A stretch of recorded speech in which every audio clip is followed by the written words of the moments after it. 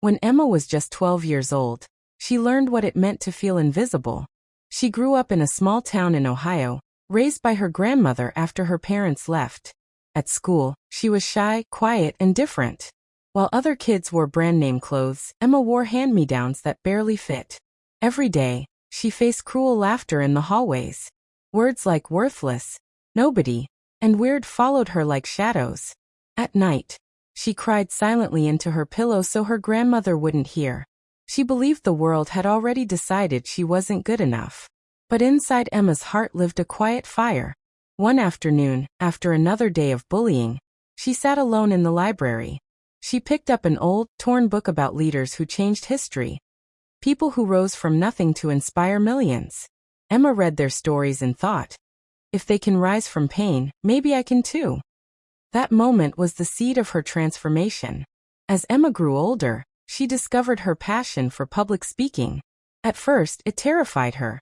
Her hands shook, her voice cracked, and she often felt people were waiting for her to fail. But each time she spoke, she noticed something powerful. When she told the truth about her struggles, people leaned in. They listened.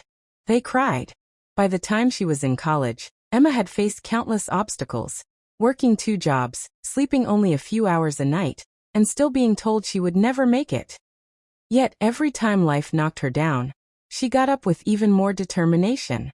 She began volunteering at community centers, speaking to kids who felt unseen, just like she once did.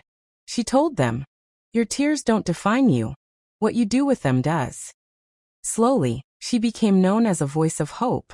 Years later, Emma stood on a stage in front of thousands at a national conference. Bright lights blinded her eyes, but she wasn't afraid anymore. She told her story, the loneliness, the bullying, the nights of tears, and the courage to rise above it. When she finished, the room was silent for a moment. Then one by one people rose to their feet. The sound of applause shook the hall. Strangers hugged her, some with tears streaming down their faces, whispering, "Thank you, you gave me hope." In that moment, Emma realized she had done more than survive. She had transformed her pain into power. Emma went on to create programs for underprivileged youth, giving them mentorship, resources, and most importantly, belief in themselves. Her town, once filled with people who ignored her, now celebrated her as the young woman who gave a voice to the voiceless.